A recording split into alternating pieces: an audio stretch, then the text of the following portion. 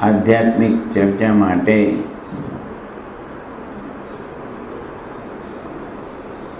આપણે અહીં સૌ ભેગા થયા છીએ. અધ્યાત્મ ધર્મની વાત પર્યુષણ પર્વમાં ભગવાન મહાવીરે જે રીતે વર્ણન કર્યું છે તેને સમજવાની આપણે કોશિશ કરીએ. એમાં હમણાં સુનિલભાઈએ કીધું કે 12-12.5 વર્ષ સુધી ભગવાન મહાવીરે તપસ્યા કરી, અને એ કઈ રીતે તપસ્યા કરી, જંગલમાં જઈને ઊભા રહેતા હતા અને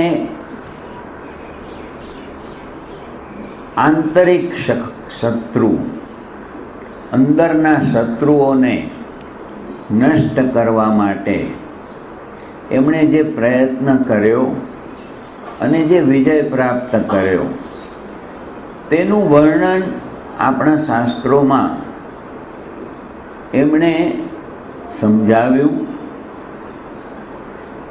એને આપણે પણ સમજવાનો પ્રયત્ન કરીએ. ભગવાન મહાવીર પણ આપણા જેવા માણસ જ હતા, પણ આગલા ભવોમાં જે એમણે અધ્યાત્મની સાધના કરી હતી અને તીર્થંકર ગોત્ર પણ બાંધ્યું હતું, એટલા માટે એમણે જે રિગરસ તપસ્યા કરી અને બધા કર્મોથી મુક્ત થયા, એ વાત એમણે બહુ સારી રીતે સમજાવવાનો પ્રયત્ન કર્યો. એને આપણે એઝ એ હ્યુમન બિઈંગ, મનુષ્ય તરીકે સમજી શકીએ છીએ, જાણી શકીએ છીએ. અને એમણે બતાવેલો જે માર્ગ, જે એમણે પોતે કર્યો, એ જ માર્ગ આપણી સામે વ્યવસ્થિત રીતે મેથોડિકલી વર્ણન જે રીતે કર્યો છે,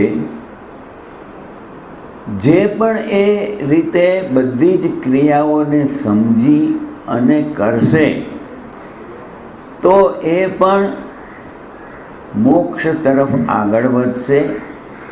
કર્મના સકંજામાં જે બંધાયા છીએ તેમાંથી મુક્ત થઈ શકશું. ગઈકાલે આપણે કર્મની કાર્ય પદ્ધતિ, કર્મ કઈ રીતે કામ કરે છે, એના ઉપર ડિસ્કશન કરી રહ્યા હતા. આશ્રવ કર્મ કઈ રીતે આત્મા સાથે સંબંધ સ્થાપિત કરે છે, અને એ જાણી અને આપણે કઈ રીતે એના દરવાજાઓ બંધ કરીએ સંવરની પ્રક્રિયા દ્વારા. મુખ્યત્વે મિથ્યાત્વ, અવ્રત, પ્રમાદ, કષાય અને યોગ, આ પાંચે મહત્વના આશ્રવ જે મુખ્ય સ્થાન છે, જેને લીધે કર્મ આત્મા તરફ આકર્ષિત થાય છે અને સંબંધ સ્થાપિત કરે છે.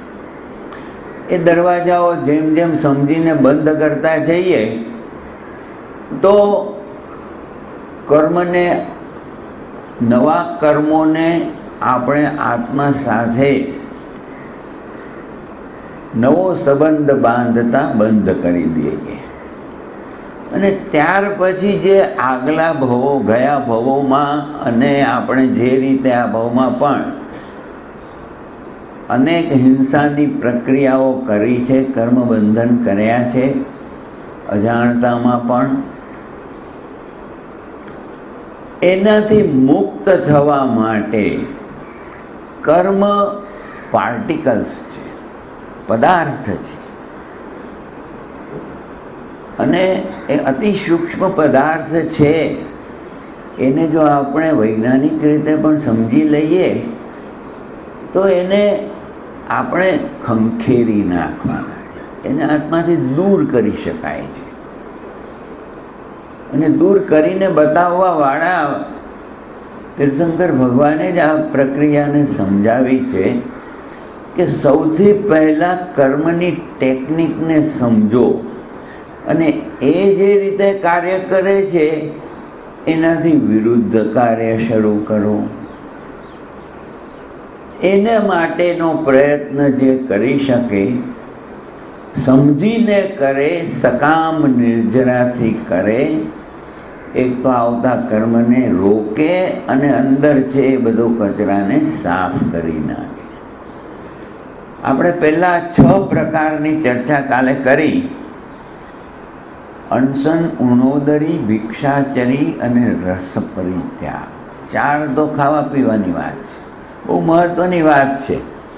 કારણ કે સૌથી પહેલી બેઝિક ઇન્સ્ટિંક્ટ જે દરેક જીવને હોય છે, અને મનુષ્ય તરીકે આપણે બાળકને પણ જોઈએ, જન્મે ત્યારથી એને ભૂખ લાગે છે. આ એક કર્મ પોતાની જાતને અને આ શરીરને બનાવી અને ટકાવવા માટે હંમેશા પ્રયત્નશીલ રહે છે. આહાર સંજ્ઞા, હંગર, એને માટે આપણે પોતાની જાતને તૈયાર કરીએ અને એ કર્મ જે અંદરથી પાવરફુલ શક્તિ દ્વારા આપણા મનને પ્રભાવિત કરી અને જે કાર્ય કરે છે, સૌથી પહેલાં એના ઉપર આપણે હથોડો મારીએ, નહીં ખાવું, નહીં ખાવું. મનની અંદર કઈક જાતના આપણે બધા પ્રોગ્રામ બનાવી રાખ્યા છે. ખાવા માટે માન્યતા છે કે નહીં ખાઉં તો હું જીવી નહીં શકું. એટલા માટે આપણે નહીં ખાવાનો પ્રયત્ન નથી કરતા. પણ એક વખત પ્રયત્ન જેવો શરૂ કરીએ, જેમ હમણાં સુનિલભાઈએ પણ વાત કરી કે અપવાસ જે કરે એ શરીરની અંદર જે વિકૃતતા, ટોક્સિન્સ, જાણે અજાણે આપણે કઈક જાતના ટોક્સિન્સ અંદર નાખે રાખીએ, કચરો ભરાઈ જ રહે છે અને વધારે પડતો થાય ત્યારે માંદગી આવે છે, શરીર બિચારું કામ નથી કરી શકતું. પણ જો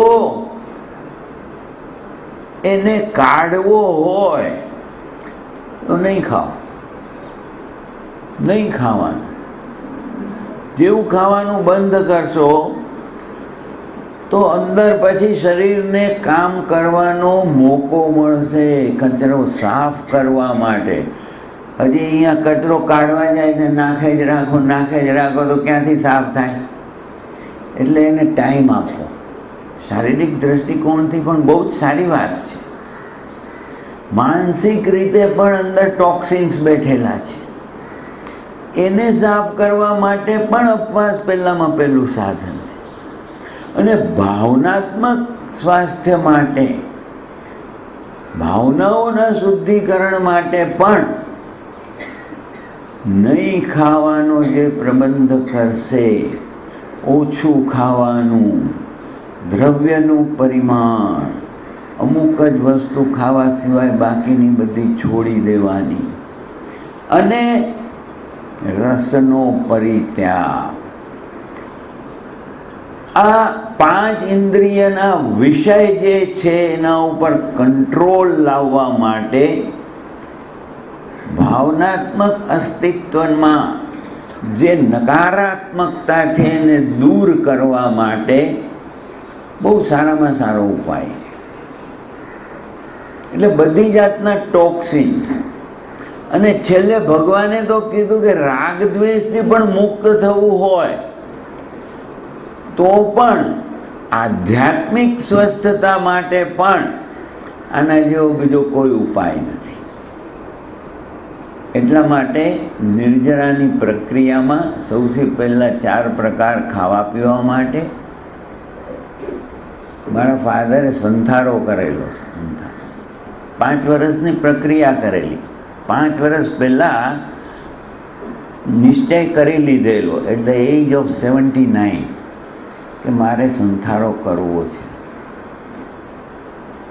અને ગુરુ પાસે ગયા ત્યારે શ્રી તુલસી પાસે એને કે મારે સંથારો કરવો છે. તો કે જેઠાભાઈ बहुत काम करने का बाकी है. સૂત્રનું ટ્રાન્સલેશન અને ઘણું બધું રિસર્ચનું કામ ચાલતું હતું જેને વર્ષો લાગે એમ હતું. એટલે કીધું કે આપ સંથેરે કી બાત ऐसे મત કરો. એ દિવસે એમનો જન્મદિવસ હતો. લાડનુમાં હતા. હું પણ ત્યાં નસીબ જોગે એ વખતે હતો. અમે ભાઈઓ થોડો વખત ત્યાં રહેતા. 7 મહિના એ ત્યાં રહેતા રિસર્ચ માટે. 5 મહિના એક્સ્ટ્રીમ ક્લાઇમેટમાં મુંબઈ રહેતા. ત્યારે મને એણે એમને વાત કરતાં પહેલાં, કારણ કે એ જગ્યાએથી રોજ પસાર થતા હતા, પાછા આવતા મને કહે કે તું અરજ કર, આવે તો મારે તારી વાત કરવી છે. એટલે મેં અરજ કરીને આવ્યા. એ પહેલાં એમણે 3 બુક ખોલીને રાખી. મને કે અહીંયા આગળ માર્કર મૂકી દે, જેમ કહું ને એમ ખોલજે તું. પછી વાત કરી કે ગુરુદેવ ખાલી હું એમ નથી કહેતો સંથારો કરવાનો. આ જુઓ, મને કીધું, બુક ખોલીને કીધું તો એમણે જ લખેલું હતું કે સંથારાની પદ્ધતિ 5 વર્ષ પહેલાં સાધના શરૂ કરવી જોઈએ. આખી વાત એમાં હતી. તો કે હા સમજ ગયા જેઠાભાઈ, સમજ ગયા. બોલા ઠીક હે. તો કે અભી કૈસે કરોગે? તો કે પહેલાં મને આખી પદ્ધતિ તમારી પાસેથી બરોબર સમજવી છે, પછી સંથારાની સાધના શરૂ કરી. તો કે ઠીક હે, કલ से तुम इसको मैं समझाना शुरू करूँगा आना. એવી રીતે બીજા બી બધા પ્રશ્નો થયા. ગુરુદેવે સામો જેવો પ્રશ્ન કર્યો એવી ખોલી ચોપડીને બતાવી દીધી કે ભાઈ આમાં આ રીતે તમે જ સમજાવ્યું છે. એટલે કે ઠીક હે મેં સબ કુછ સમજ ગયા. અને એમણે તે દિવસની શરૂઆત કરી સંથારાની. ખાલી ખાવા પીવા માટે નહીં, આખી સંલેખણાની જે વાત ભગવાન મહાવીરે સમજાવી છે એ પ્રમાણે 5 વર્ષ સુધી સાધના કરી. કોઈ વખત મોકો મળશે તો આખી વાત સમજાવીશ. બહુ જ સરસ સાધના હતી. બધું જ છોડતા ગયા. 35 વર્ષ સુધી એક કંપની, પોતે શરૂઆત કરેલી કંપનીને 100 કરોડના ટર્નઓવર ઉપર લઈ ગયા. મોટું લાર્જ સ્કેલ ઇન્ડસ્ટ્રીયલ ઓર્ગેનાઇઝેશનના મેનેજિંગ ડિરેક્ટર રહ્યા. એને પણ કહી દીધું હવે હું આવવાનો નથી. એ તો આ વાત નથી, 4 વર્ષ પહેલાં જ કહી દીધેલી. અને એની જે સાધના આગળ વધારતા જ્યારે આ કર્યું, પછી બધા 50 જણનું તો ફેમિલી, 6 ભાઈ, 1 બહેન, એના છોકરા, બધાનું પરિવાર, બધાને ભેગા કરીને એક દિવસ વચમાં 3 કે 4 વર્ષે બોલાવીને બધાને કહી દીધું કાલથી મારે ત્યાં કોઈ આવતા નહીં. બધાને જમાડ્યા સરસ રવિવારને દિવસે. કાલથી મારી પાસે કોઈ એમને એમ આવતા નહીં. તમારી સંસારની વાત બી નહીં કરતા. તમારા બિઝનેસની, તમારા પરિવારની કોઈ વાત કોઈ કરવાની નહીં. આવો, શીખો અને સામાયિક કરો. એટલે કે હું જે કામ કરું છું એમાં મને સાથ આપો. ટ્રાન્સલેશન કરતા હતા અમુક સૂત્રોનું વગેરે.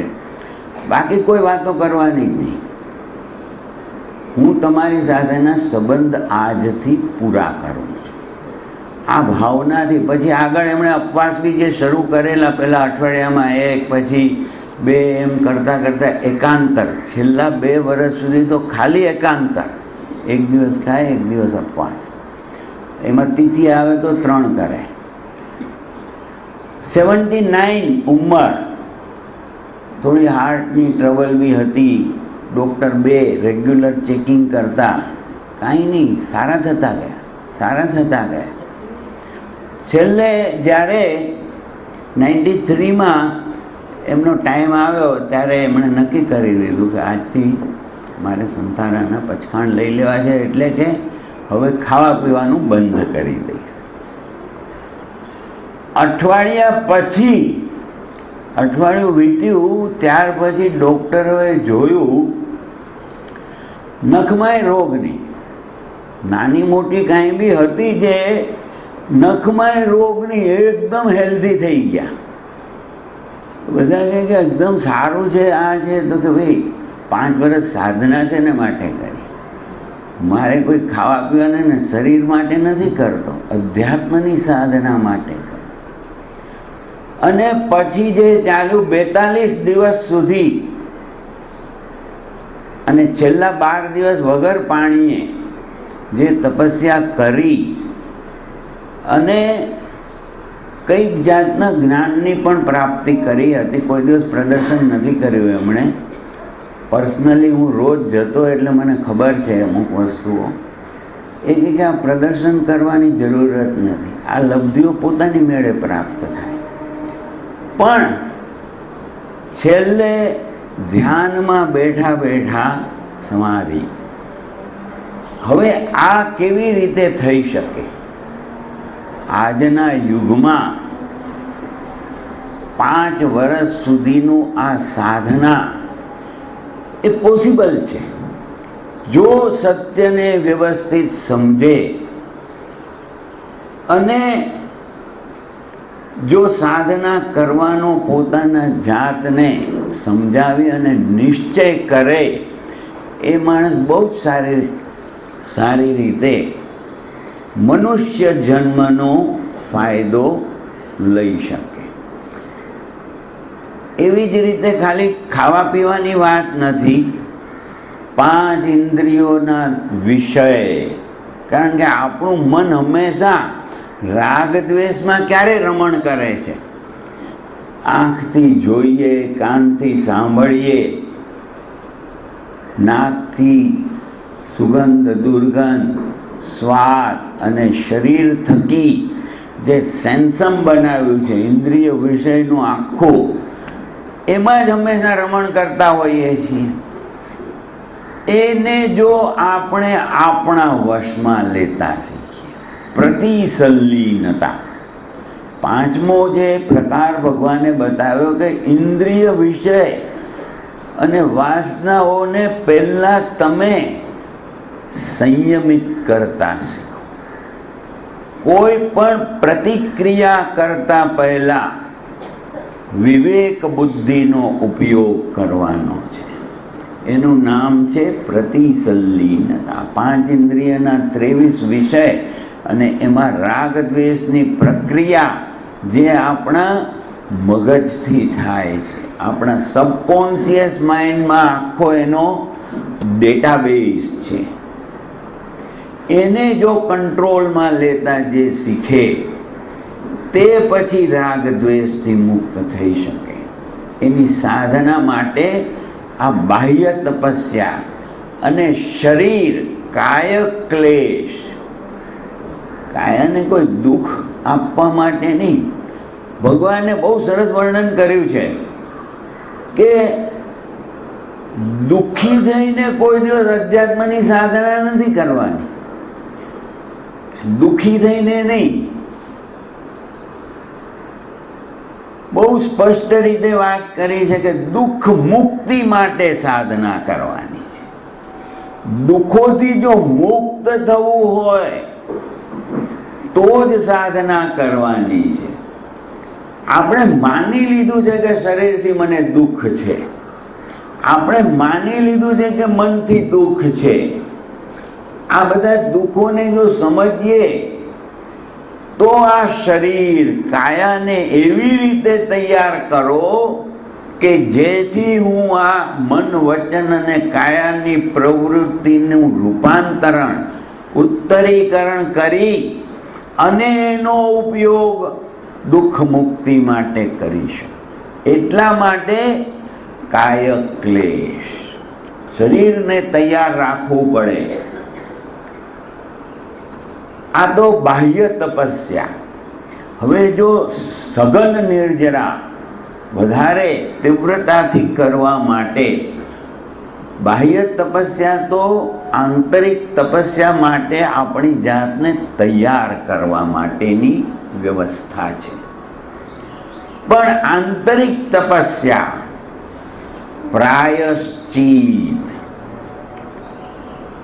જ્યારે હું સમજવા લાગ્યો ત્યારે અનંતકાળથી જે મેં બધાની સાથે અને આ જન્મમાં પણ જે રીતે મેં બધાની સાથે દુષ્વ્યવહાર કરેલો છે, હિંસા કરી છે, દુઃખ દીધું છે, એ બધાને માટે જે પશ્ચાતાપ, પ્રતિક્રમણ, આત્માને શુદ્ધ કરવા માટેની જે ક્રિયા છે તેનું નામ પ્રાયશ્ચિત. સર્વે જીવો સાથે ક્ષમા યાચના અને ક્ષમા દેવાનો પ્રયત્ન. ક્ષમા માંગવી હજી ઈઝી છે, સહેલું છે, પણ કોઈને ક્ષમા આપવી બહુ ડિફિકલ્ટ છે, બહુ ડિફિકલ્ટ છે. મગજના ખૂણામાં એ ભરાઈને રહેશે. એને સાફ કરવા માટેની વ્યવસ્થિત પ્રક્રિયા ભગવાને બતાવી પ્રાયશ્ચિત દ્વારા. વિનય, મૂળ ઈગો છે, અહંકાર, અહંકારનું એક કવચ આપણી આજુબાજુ ઇનવિઝિબલ, અદ્રશ્ય હંમેશા બનેલું રહે છે. અને એના ઉપર જ્યારે કાંઈ પણ માર લાગે એટલે અંદરથી ક્રોધ, અહંકાર અને કશાયો આપણે પકડી લે છે. વિનય, હંમેશા વિનયપૂર્વક જો પોતાનું જીવન વ્યતીત કરવાનો પ્રયત્ન કરીએ, અને ખાસ કરીને વિનય છે આપણને જે સાચું સમજાવવા વાળા એવા અરિહંત ભગવાન, એનો ઉપકાર, જે સત્યનું ઉદ્ઘાટન કરીને આપણી સમક્ષ રાખી રહ્યા છે, એવા શુદ્ધ સાધુઓનું, આ બધાનો વિનય કરતા શીખવું. જ્ઞાનાવર્ણીય કર્મનો ક્ષય, કર્મને દૂર કરવા છે, સમ્યક જ્ઞાનની પ્રાપ્તિ કરવી છે, તો વિનય ગુણને હંમેશા ડેવલપ કરવાનું. હંમેશા આપણે માનીએ છીએ કે હું કહું એ જ સાચું, હું માનું છું એ જ સાચું, એમ કરીને આપણે આપણી જાતને રોકી રહ્યા છીએ. સત્યની જિજ્ઞાસા, મહાપુરુષોએ બતાવેલા સત્યને જો પ્રાપ્ત કરવું હશે તો વિનય અને વૈયાવચ, એમના પ્રતિ સદભાવના વ્યક્ત કરવા માટેના જે પ્રયત્ન છે એ બહુ મહત્વના, એ નિર્જરાના પ્રયોગ છે. પણ 3 પછી તો બાકીના 3 પ્રકાર, પ્રાયશ્ચિત, વિનય, વૈયાવચ થી પોતાની જાતને તૈયાર કરી અને સઘન નિર્જરા જ્યારે કરવી હોય તો સૌથી પહેલું છે સ્વાધ્યાય. સત્યની સત્યતાને જાણવાનો પ્રયત્ન. જે કાંઈ પણ સત્ય તીર્થંકર ભગવાનોએ આપણી સમક્ષ પ્રસ્તુત કર્યું છે, comprehension of truthfulness of the truth, comprehend them, એને ગ્રહણ કરતા શીખવાનું છે. જેમ જેમ સ્વાધ્યાય કરતા જશો, જેમ જેમ એના ગૂઢ રહસ્યોને સમજવાનો પ્રયત્ન કરતા જશો, તેમ તેમ જ્ઞાનાવર્ણીય, દર્શનાવર્ણીય કર્મના ક્ષયોક્ષમ થશે. મારા ફાધર પાસે હું ઘણું બધું શીખવા જતો. એના છેલ્લા 5 વર્ષમાં તો લગભગ રોજ જઈ અને એને જે ટ્રાન્સલેશન કરતા હતા સુઈગળોનું સૂત્રનું ઇંગ્લિશમાં, પણ એને હું કોમ્પ્યુટરમાં ભરતો હતો. રોજ જાઉં અને બેસું, એ આખા દિવસમાં એની બધું તૈયાર કરીને રફ નોટ્સ તૈયાર રાખે, પછી બોલે, સામે પાઠ ઉપર બેસતા અને બોલતા જાય, અને હું કોમ્પ્યુટરમાં ભરતો. પણ એમાં મને વચમાં પૂછે, સમજો? તો કે નહીં પપ્પાજી, આ સમજમાં નથી આવતું. તો કે તારે છે ને પહેલાં સમજ્યા વગર કાંઈ લખવું હોય અંદર તો આવતો જ નહીં. સમજ અને પછી અંદર લાગ. અને કોઈ એક નાનામાં નાનો પ્રશ્ન હોય તો બધું બાજુ પર મૂકીને કલાક સમજાવવા બેસી જાય.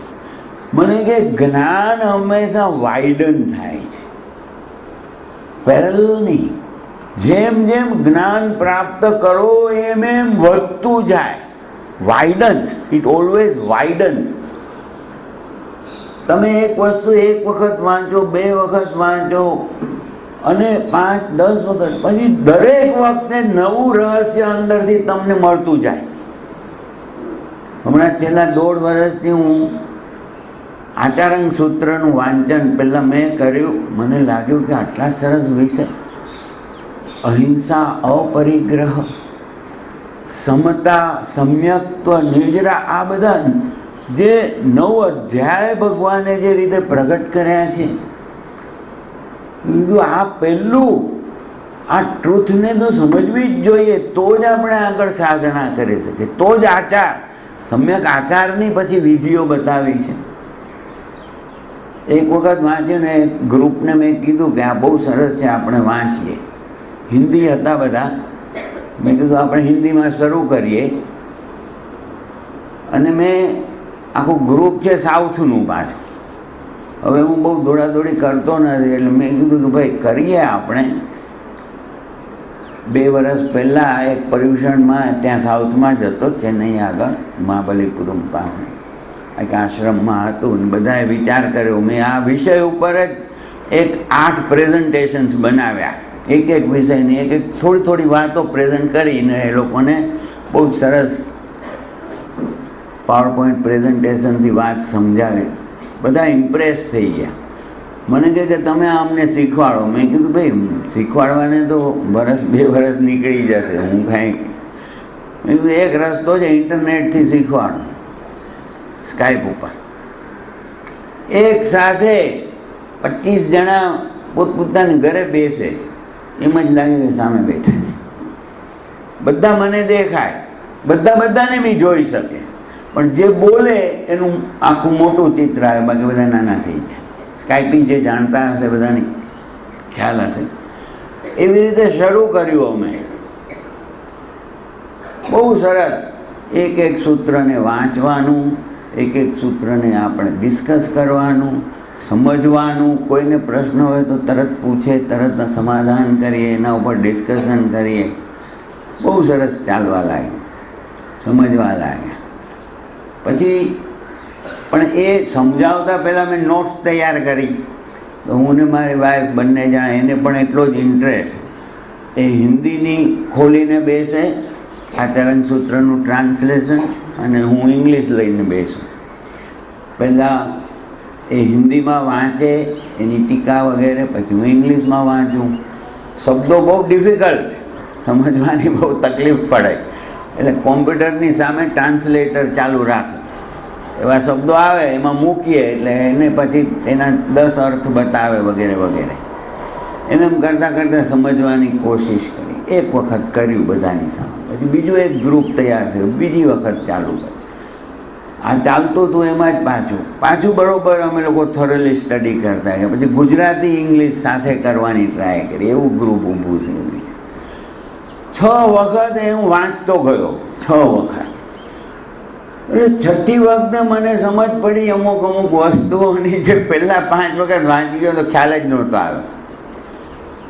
કેટલી ગૂઢ રહસ્યો ભરેલા છે આની અંદર. સમજતા જઈએ, વાંચતા જઈએ. સ્વાધ્યાય, નિર્જરા, જ્ઞાનાવર્ણીય, દર્શનાવર્ણીય કર્મને આપણાથી દૂર કરવાનો પ્રયત્ન. અને જો સમ્યક જ્ઞાન, સમ્યક દર્શનની પ્રાપ્તિ થાય તો જ સમ્યક ચારિત્રની સાધના થઈ શકે. એટલા માટે સ્વાધ્યાય. અને જે આપણે વાંચ્યું હોય, બહુ સમજવાની કોશિશ કરજો. જે આપણે સમજ્યા હોઈએ એ આપણે ચેતન મનથી સમજીએ છીએ. with our conscious mind level, knowing all the circumstances, with all the sensory organs. પણ એને જ્યારે પચાવવાનું હોય એ આપણું સબકોન્શિયસ માઇન્ડ, અવચેતન મન, ત્યાં સુધી પહોંચાડવા માટે ભગવાને ધ્યાનની પ્રક્રિયા બતાવી. રિયલાઇઝેશન ઓફ સેલ્ફ, અંતર આત્માના અનુભવ કરવા માટે ધ્યાનની પ્રક્રિયાઓ બતાવી. આચરણ સૂત્રમાં કેટલી બધી, એટલી ડિટેલમાં બધી ધ્યાનની પ્રક્રિયાઓ વર્ણન કરી છે. વિવર, કાલે વાત કરતા હતા ને, પિચ્યુટરી ગ્લેન્ડ ને આ બધું, વિવર, છિદ્ર, આ સૂત્રોના બધા શબ્દો, એના અર્થ કાઢ્યા ત્યારે ખબર પડી what is viewer. It's an aperture. કેમેરામાં આપણે ફોટો લઈએ ને, એપર્ચર હોય ને, નાનું થાય, મોટું થાય. These are the apertures what we have at the center of our head. એ એપર્ચર્સનો તમે સંપર્ક કરી શકો અને ત્યાં આગળ અનંત આત્મશક્તિનો સ્ત્રોત છે, એને તમે અંદરથી ઉપયોગમાં લઈ શકો. એ ધ્યાનની પ્રક્રિયા સમજાવી. ધ્યાન, જે ધ્યાન કરતો જાય તે અવચેતન મન સુધી પહોંચી અંદર અચેતન મનમાં જે કર્મ અને આત્માનું અતિ સૂક્ષ્મ અસ્તિત્વ છે ત્યાં સુધી પહોંચી અને નિર્જરા કરી શકે કર્મ. અને 12મો પ્રકાર કાઉસર્ગ, કાયોત્સર્ગ. કાઉસર્ગ, કાયાનો ઉત્સર્ગ કરવાનો.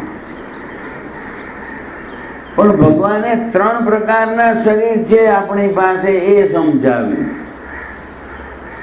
આ તો ઔદારિક શરીર છે, એની અંદર બેઠેલો તેજસ શરીર છે. હા, ઔદારિક શરીર સ્થૂલ શરીર છે. આ આપણી પાસે ફિઝિકલ બોડી છે ને, 5 ઇન્દ્રિય અને 10 સિસ્ટમનો, એ સ્થૂલ શરીરને ઔદારિક શરીર કહેવાય. મનુષ્ય અને બીજા જે જીવો છે આપણે જે દુનિયામાં જોઈએ છીએ, એ બધા ઔદારિક શરીરવાળા છે, હાડ માંસનું બનેલું. તેથી આગળ જે છે તે દેવ અને નર્કનું જે શરીર છે એનું નામ છે વૈક્રિય શરીર. પણ ઔદારિક શરીરથી જ સાધના થઈ શકે છે, વૈક્રિય શરીરથી કોઈ સાધના નથી કરી શકતી. તો આ શરીરનો ઉત્સર્ગ, that is the beginning of kayotsarga. અને પછી અંદર જે અતિ સૂક્ષ્મ શરીર છે કર્મ શરીર, એને જો આપણે સમજીએ, એનો ઉત્સર્ગ કરવાનો છે, એને નિર્જરિત કરવાની પ્રક્રિયા છે, એનું નામ છે કાઉસર્ગ. ડિટેલમાં આપણે એની ચર્ચા કરશું, આખો વિષય જ રાખેલો છે.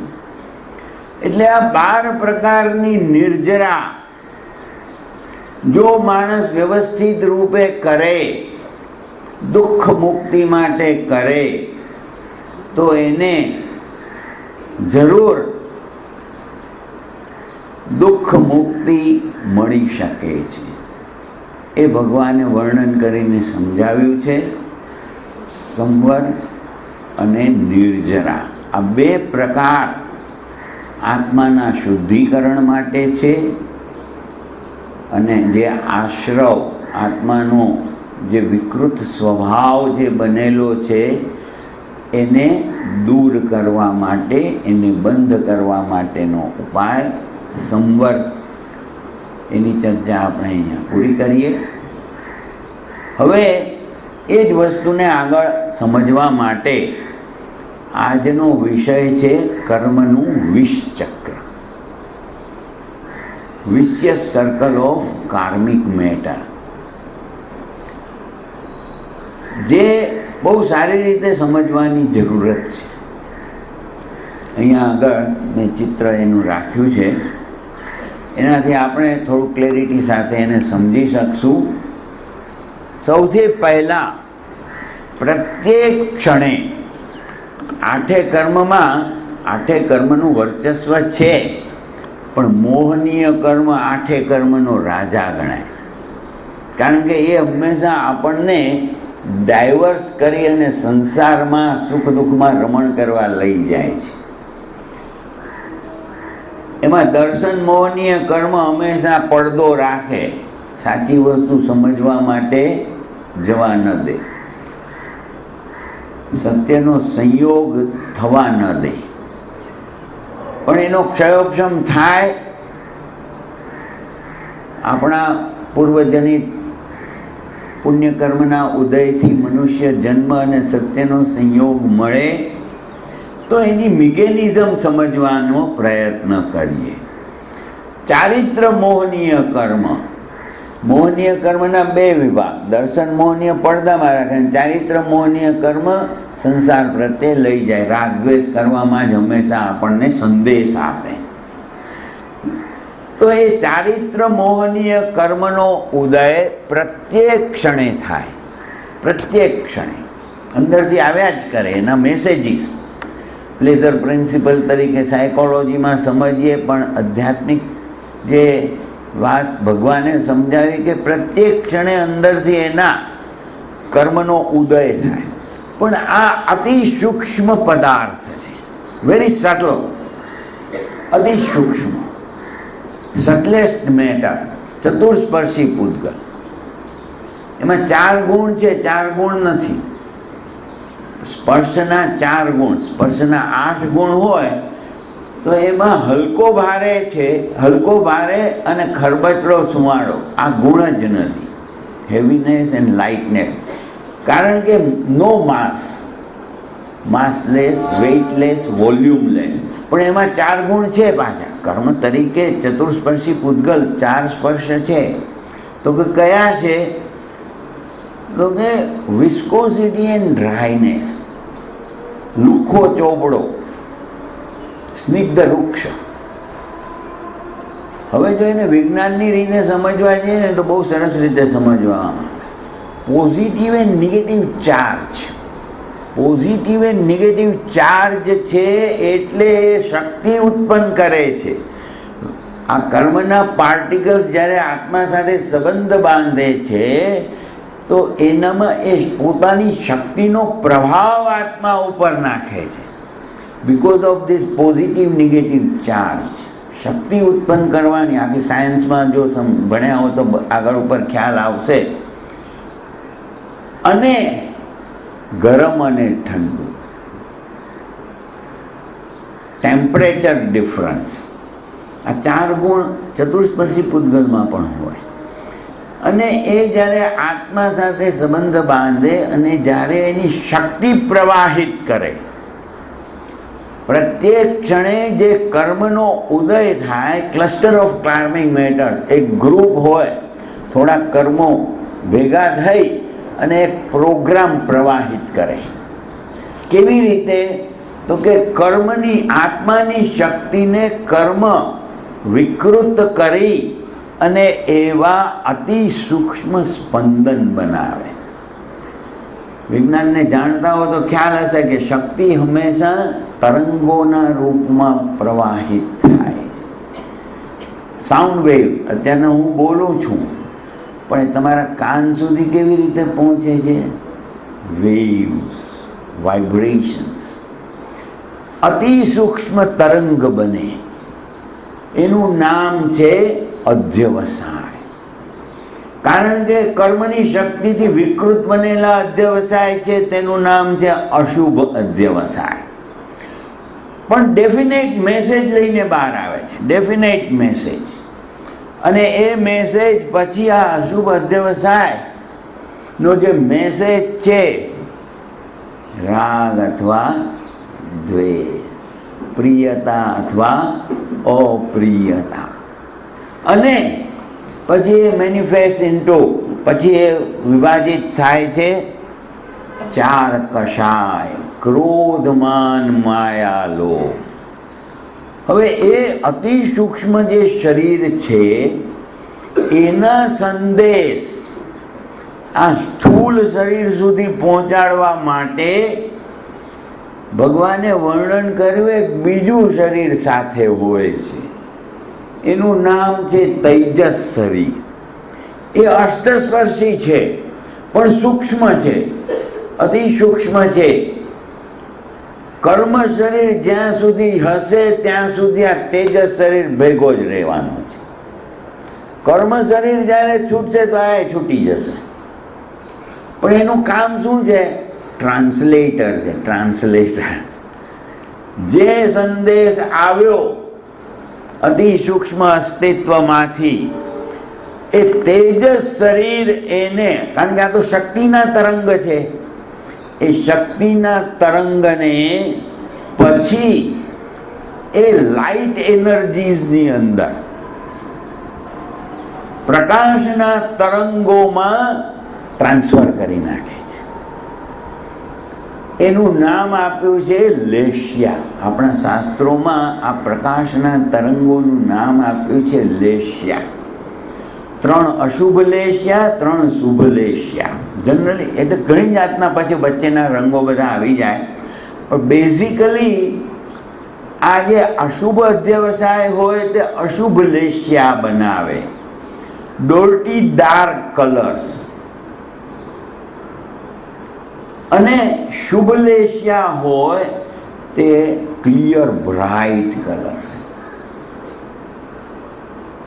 તેજો પદ્મ શુક્લ લેશ્યા એ ક્લિયર બ્રાઇટ કલર્સ. કૃષ્ણ નીલ કાપોત લેશ્યા, ડોર્ટી ડાર્ક કલર્સ. હવે એ જે લેશ્યાઓ બને, જે કૃષ્ણ નીલ કાપોત લેશ્યા, હવે એ લેશ્યા જઈ અને આપણા આભા મંડળમાં, આ બધા શક્તિના તરંગો પૂરા આભા મંડળમાં પ્રવાહિત થાય અને એ પ્રમાણેનું, એ પણ અદૃશ્ય. આપણી આંખ છે ને તે ખાલી 7 જ રંગ પકડી શકે, વિબ્ગ્યોર, જે આપણે બહુ સાયન્સમાં સારી રીતે બધા સમજતા હશો. પણ એનાથી ઉપરની frequency, light is an energy, એનર્જીની ઉપરની ફ્રીક્વન્સી અને નીચેની ફ્રીક્વન્સી આંખ પકડી ન શકે. આંખની જે વ્યવસ્થા છે, અને જો પકડવા માંગે તો ગાંડો થઈ જાય માણસ. એટલું બધા સંદેશ અંદર આવી જાય which can not be computerised with our brain. એટલે બહુ લિમિટેડ, બહુ સરસ રીતે છે. એટલા માટે આપણે આ રંગોના તરંગ જોઈ નથી શકતા. એ પાવરફુલ એનર્જી વેવ્સ છે, વેરી પાવરફુલ શક્તિના તરંગો, ઇન્ફ્રા એનર્જીસ જેને કહી શકાય. અને એ જે આભા મંડળ બનાવે એ આપણા મસ્તિષ્કમાં, આપણી અંદર રહેલું જે નેક્સ્ટ સ્ટેપ છે પ્રકાશના તરંગો અને ભાવના બનાવવા માટેનું જે મધ્ય મસ્તિષ્ક, લિમ્બિક સિસ્ટમ, જ્યાં પિચ્યુટરી, પિનિયલ ગ્લેન્ડ વગેરે, જેને આપણે ભાવનાત્મક હૃદય કહીએ, એને અંદરથી પ્રભાવિત કરે. એ રંગોના તરંગ, શક્તિના તરંગ આપણી અંદર આનો પ્રભાવ આપે. પણ તરંગ સાથે મેસેજ કયા છે? ક્રોધ, માન, માયા, રાગ, દ્વેષના. એ ત્યાંથી પ્રવાહિત થાય.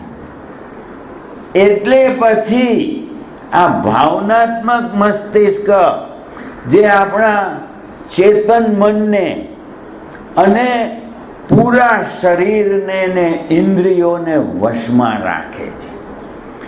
અને જેવા ભાવ બને એ પ્રમાણે મનમાં વૃત્તિઓ બને અને એ પ્રમાણે શરીરની અને ભાષાની પ્રવૃત્તિ થાય. પ્રવૃત્તિ થાય. અને જેવી પ્રવૃત્તિ કરીએ એટલે નવા કર્મને આકર્ષિત કરીએ, અને પાછા એ બંધ થાય એટલે એની પાછી સ્થિતિ બંધ. આખું એ બી બહુ જ સરસ બંધની પ્રક્રિયા બતાવી છે ભગવાને, એ બી સોફ્ટવેર છે, સેલ્ફ સસ્ટેઇન, બહુ જ સારી રીતે.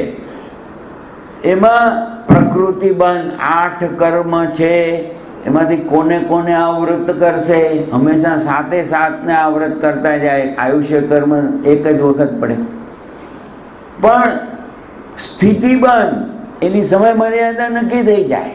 જેવો આપણી સાથે આત્મા સાથે સંયોગ કરે એની ટાઈમ લિમિટ નક્કી થઈ જાય કે એને ઉદયમાં આવવું જ પડે. નિમિત્ત મળતા પહેલાં પણ લાવી શકે, પણ એ સ્થિતિ બંધ, અનુભાગ બંધ, પ્રદેશ બંધ, એ કેટલી ક્વોન્ટિટીમાં ભેગા થશે અને કેવી તીવ્રતા, ક્વોલિટી એની, એ ચારે વ્યવસ્થિત રીતે બની આત્મા સાથે ચોંટીને બેસી જાય. પાછા ઉદયમાં આવે, પાછું આ 20 ચક્ર ચાલે. કન્ટિન્યુઅસ અનાદિકાળથી 84 લાખ જીવા યોનિમાં દરેક જીવામાં ચક્કર લગાવ્યા જ કરે છે, લગાવ્યા જ કરે છે. આપણે પણ અનંતકાળથી એ જ કરીને અહીંયા આવ્યા છીએ. ભગવાને કીધું આ બહુ ડિફિકલ્ટ છે, આને ઊંધો ફેરવવો એટલે શું? અતિ સૂક્ષ્મ અસ્તિત્વ, કર્મનું અસ્તિત્વ છે ત્યાં સુધી પહોંચવાનું. આ રંગોની વાત, આ લેશિયાની વાત, એન્શિયન્ટ સાયન્સ, બધી જેટલી આપણી પાસે દુનિયાભરની જેટલી પ્રક્રિયાઓ મળે છે અહીંયા અટકી જાય છે. આંતરિક અસ્તિત્વ સુધી જવાનો માર્ગ ખાલી કેવળ જ્ઞાની બતાવી શકે.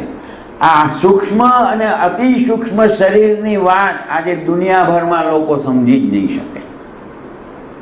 આ ગૂઢ રહસ્યો ભગવાન મહાવીરે પ્રસ્તુત કર્યા, બહુ સારી રીતે સમજાવ્યા. અને સરળતાથી એ માર્ગને કેમ આપણે ગ્રહણ કરી શકીએ અને આપણે આપણી આત્માનું શુદ્ધિકરણ કરી શકીએ, કારણ કે એ તમે બાંધેલા કર્મ છે. બીજો કેમ એમાં પરિવર્તન કરે અંદર જઈને? It's not possible. પણ દરેક મનુષ્યમાં તાકાત છે. દેવમાં પણ આ સાધના કરવાની શક્તિ નથી. પુણ્ય કર્મનો એવો પાવરફુલ ઉદય હોય વૈક્રિય શરીર દ્વારા, એ કોઈ વ્રતની સાધના ન કરી શકે. દે કેનોટ. ખાલી આ મનુષ્ય પાસે ઔદારિક શરીર મળ્યું છે. બાકીના જે પ્રાણીઓ છે એનામાં વિવેક ચેતના જાગૃત ન થઈ શકે. એ આપણી પાસે મળેલું છે, મનુષ્ય પંચેન્દ્રિય પાસે. એ આ વાતને સમજી લે બરોબર, આખી મિકેનિઝમને, ફૂલ મિકેનિઝમને જો માણસ સમજી લે તો ભગવાને કીધું બહુ સરળ છે ઉપાય. ઉત્તરીકરણની પ્રક્રિયા બધા જાણતા હશે. તસ્સ ઉત્તરીકરણેનમ પ્રાયશ્ચિત કરણેનમ વિસોહીકરણેનમ વિશદ્ધિકરણે પાવાણમ કમ્માણમ નિગાયણ ઠાયે ઠામી કાઉસગમ. ઉત્તરીકરણ કરવો છે. આ ફસાયેલો છું એની વિરુદ્ધ દિશામાં જવું છે. ઉત્તરાયણ આવે ત્યારે શું થાય? ઉત્તરાયણ, સૂર્ય છે તે દક્ષિણમાં જાય, મેક્સિમમ જાય, અને 14મી જાન્યુઆરીએ પાછો પોતાના ઉત્તરમાં ચાલી જાય. એનું નામ છે વિરુદ્ધ દિશામાં. સંસારમાં જે ભમાવનાર, રખડાવનાર જે ચાલી રહ્યું છે એનાથી હવે હું વિરુદ્ધ દિશામાં મારી પ્રગતિ કરું. એનું નામ છે તસ્સ. તસ્સ એટલે શું? તસ્સ એટલે શું? તસ્સ એટલે તે. સિમ્પલ. પણ તે કોણ? તો કે તે પૂર્વજનિત કર્મ. પૂર્વજનિત કર્મ મને નચાવી રહ્યો છે, એનું હું ઉત્તરીકરણ કરું છું. મારે એની પ્રમાણે નાચવું નથી, એનાથી મુક્ત થવું. એટલા માટે ભગવાને કીધું તસ્સ ઉત્તરીકરણેણમ, ઉત્તરીકરણ કરવા માટે એક આપણો સંકલ્પ, મારે ઉત્તરીકરણ કરવું છે એટલા માટે.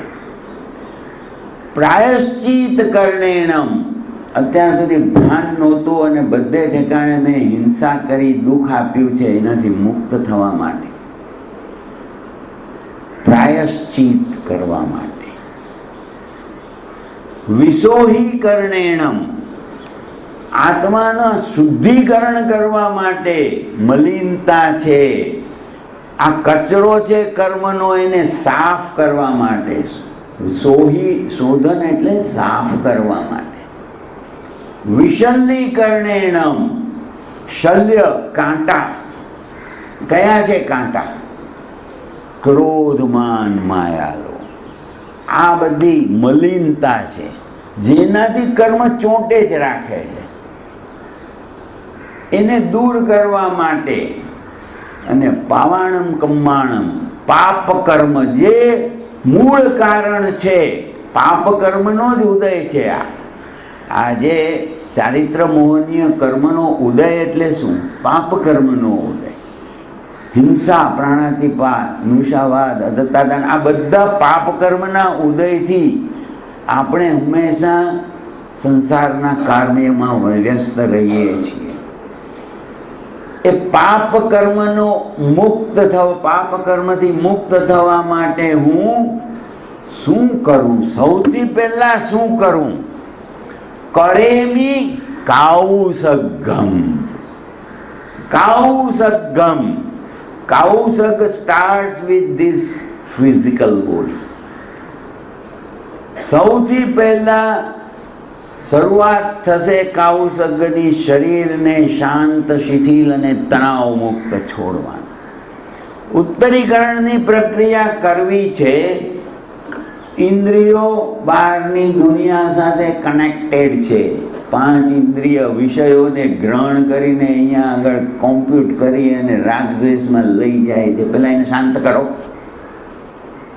એટલા માટે ભગવાને કીધું કે સૌથી પહેલો જે ઉપાય બતાવ્યો, ફિઝિકલ બોડી, સ્કેલેટલ મસલ્સ, શરીરને શાંત, શિથિલ. પણ તણાવ છે એટલા માટે એ રિલેક્સ નથી થતું. એને દૂર કરવા માટે વ્યવસ્થિત રીતે પોતાની જાતને કાયક્લેશ દ્વારા તૈયાર કરો. અને ત્યાર પછી મનને, બધાની કમ્પ્લેન એક જ, જેવા શાંત થઈને બેસે મન તો ચારે વાત. ઇન્દ્રિયો ભલે શાંત હોય, મનને કોઈ બંધન નથી, ભાગા ભાગ કરે. આપણે કરતા બોલતા કાંઈ હોય, મન ભાગે બીજી બાજુ, લોગસનું ઉચ્ચારણ કરતા જાય તો મન બીજે ઠેકાણે પ્રવૃત્તિ કરતા. આ મન જે છે એ બહુ પાવરફુલ વ્યવસ્થા છે માણસ પાસે. બીજા પ્રાણીઓ પાસે બી માણસ જેવું મન નથી. કારણ કે આપણું જે મનુષ્યનું મન છે એ ભૂત, ભવિષ્ય અને વર્તમાનને સાથે કરી અને દરેક ક્રિયા માટે આપણને તૈયાર પણ કરી શકે છે. એની પાસે એબિલિટી છે, past memories and future planning, બધી જાતની વ્યવસ્થા છે. But at the end of the day, what is mind? Mind is an instrument. એક સાધન છે. કોમ્પ્યુટર જેવું એક સાધન છે. કોમ્પ્યુટરમાં એક પ્રોગ્રામ તમને કહે કે ચાલો ભાઈ નાચો, નાચ્યા કરો, નાચ્યા કરો, આખો દિવસ નાચ્યા કરો. તો કોમ્પ્યુટર નચાવે, હું નાચ્યા કરું? મારી વિવેક બુદ્ધિ નથી, અક્કલ નથી. અરે ભાઈ, મન બી એક સાધન છે. એને ટ્રેનિંગ આપો, એને વ્યવસ્થિત ચલાવવા માટે ટ્રેનિંગ આપો. જન્મથી આજ સુધી કોઈ દિવસ ટ્રેનિંગ આપી છે કે એક જગ્યાએ લાંબો વખત સુધી ટકવા માટેની ટ્રેનિંગ આપી છે? એકાગ્રતાની શક્તિનો વિકાસ, માઇન્ડ કોન્સન્ટ્રેશન.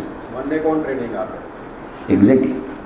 પોતાના મનને પોતે જ ટ્રેનિંગ આપવી પડશે. મન કોનું છે? દરેકનું મન જુદું છે. એટલા માટે ટ્રેનિંગ આપવી પડશે પોતે. કેવી રીતે? બહુ સિમ્પલ પ્રોસેસ, બહુ સિમ્પલ પ્રોસેસ. જે ભગવાને બહુ સારી રીતે જેનું વર્ણન બી કર્યું છે, જે મેં થોડા 2 દિવસ પહેલાં બી વાત કરેલી ને, 100 શ્વાસનો કૌશલ્ય થાય. એટલે શ્વાસને જોયા કરો. Very nice training, very simple training, very simple. 5 minute જે માણસ રોજ કરશે, આજે 25 વર્ષથી હું શીખવાડું છું. મારી પાસે હજારો લોકો આ ધ્યાનના પ્રયોગ શીખી ગયા છે. 5 મિનિટ સુધી જે માણસ એકાગ્રતાથી શ્વાસને જોવાનો પ્રયત્ન કરશે, ભૂતકાળની યાદ છોડી, ભવિષ્યની કલ્પનાઓને છોડીને મન અને અંદર બેસાડી દો. નાકની અંદર શ્વાસ બહાર નીકળે છે, શ્વાસ અંદર જાય છે. વર્તમાનમાં ચાલતી પ્રક્રિયા છે, વર્તમાન કાળમાં. ભૂતકાળની નથી, ભવિષ્યની નથી. એટલે વર્તમાન કાળમાં. અને એક પોઈન્ટ ઉપર અંદર બેસાડી દો, at the junction of both nostrils, best. અને મનને કહો, અનુભવ કર, અનુભવ કર, શ્વાસનો અનુભવ. પણ આજ સુધી જે બાળકને બી ટ્રેનિંગ ના આપ્યો હોય એને કહે કે બેસ ભાઈ, અહીંયા બેસ, જરાક વાર આપણું ધ્યાન આપજે, ભાગી જાય. વળી બાજુ પકડીને બેસ. ફેવિકોલની એક જાહેર ખબર આવતી ચોંટાડી દેવો પડે. એવી રીતે આ શ્વાસને જોવા માટે જેવો બેસાડશો ને, 50 વાર ભાગી જશે. પકડો. માં બિચારી કેટલી ધીરજ લાવીને બેસાડતી હતી. પકડીને બેસાડો, વિવેકપૂર્વક એને પકડીને બેસાડો. ભાઈ બેસ, બીજું કાંઈ કામ નથી કરવાનું. જોયા કા 8 to 10 weeks, 8 થી 10 અઠવાડિયા સુધી જે માણસ આ રિગરસ પ્રેક્ટિસ કરશે બરોબર સંકલ્પ સાથે, એ પોતે મને અનુભવ આવીને કહી ગયા છે. મેં મારો અનુભવ મારા જેમને શીખવાડતા હતા ત્યાં સુધી મા પ્રજ્ઞાજીને કીધું એ પ્રમાણે કે હવે મન પકડમાં આવતું જાય છે. હવે એક જગ્યાએ બેસે છે. પછી એને શરીરમાં લઈ જાઓ અને પૂરા શરીરમાં ફેરવતા ફેરવતા શરીરની સૂક્ષ્મ, અતિ સૂક્ષ્મ ક્રિયા સુધી અનુભવ કરો. ખાલી અનુભવ. ભૂતકાળની યાદ નહીં, ભવિષ્યકાળની કલ્પના નહીં. Direct perception, direct perception. અને આ એક માણસ પાસે મળેલી પાવરફુલ શક્તિ છે. Realisation of self. શરીરનો અનુભવ, શ્વાસનો અનુભવ અને શરીરનો અનુભવ કરતા કરતા પ્રત્યેક બધા વિભાગોને શાંત કરી દો. એની આખી પ્રક્રિયા સમજવા જેવી છે. ઓટોનોમસ નર્વસ સિસ્ટમ કેમ કામ કરે છે અને how we can influence it, એ સમજશો તો બહુ જ સારી રીતે શરીરની અંદરના બધા તણાવોથી મુક્ત થઈ શકાશે. એ કરીને કાયોત્સર્ગને સાધવાનો છે. આ શરીરને બિલકુલ શાંત, શિથિલ ને તણાવ મુક્ત છોડી દેવાનું છે. હવે શું થશે? હવે થશે કે આ ચેતન મન જેવું શાંત થશે. You will establish direct contact with subconscious mind. અવચેતન મનનો સીધો સંપર્ક સ્થાપિત થશે. કઈ રીતે? કારણ કે આ 2 ફ્રીક્વન્સીથી ચાલે છે. મન ચાલે છે ને બાયો ઇલેક્ટ્રિસિટીથી, જૈવિક વિદ્યુતથી ચાલે છે. આલ્ફા લેવલ અને બેટા લેવલ બહુ મુખ્ય લેવલ્સ છે. એ બધી જુદી જુદી ફ્રીક્વન્સી, એ શક્તિના તરંગો છે. અને જે આપણે બહારની દુનિયામાં 5 ઇન્દ્રિયથી બધું અંદર ગ્રહણ કરીએ અને વિચાર કરીએ છીએ, ચેતન મને બેટા લેવલ છે. 14 થી 21 સાયકલ્સ પર સેકન્ડમાં ચાલતી મગજની ફ્રીક્વન્સી છે. એને જ્યારે શરીરની અંદરના આવતા મેસેજ બંધ થશે, ઇન્દ્રિયોથી આવતા મેસેજ બંધ થશે, પોતાની મેળે નીચે આવી જશે. 7 to 14 સાયકલ્સ પર સેકન્ડ આલ્ફા લેવલ ફ્રીક્વન્સી. ત્યાં આવશો તો અવચેતન મનનો સીધો સંપર્ક થશે. પણ કેવી રીતે? જાગરૂકતાપૂર્વક, with full awareness, establish contact with your subconscious mind. એ છે કાયોત્સર્ગની પદ્ધતિ. જેવું શરીરને શાંત કરો પછી ડીપર લેવલમાં છે. રાતના જ્યારે સૂઈ જાઓ ને, સૂઈ જાઓ, ઇન્દ્રિયો શાંત, શરીર શાંત, you are always in subconscious mind, always. અને સબકોન્શિયસ માઇન્ડ પછી ઓટોનોમસ સિસ્ટમ દ્વારા પોતાનું કામ કરે અને શરીરના દરેક આપણે આખા દિવસમાં ઉપયોગ કર્યા હોય ને એ બધી એનર્જીને પાછું બેલેન્સિંગનું કામ પોતાની મેળે થઈ જાય. ઉઠીએ ત્યારે પાછા ફ્રેશ. પણ આપણે તો જાગરૂકતાપૂર્વક અવચેતન મનનો સંપર્ક સ્થાપિત કરવાનો છે. અને પછી આ જે મૂળ કેન્દ્રો છે, વિવર, એપર્ચર, એના ઉપર મનને કેન્દ્રિત કરી દેવાનું, એને કામ આપવાનું. બાબરો ભૂત છે, કામ નહીં આપવાનું બાકી જશે. એને કામ આપો.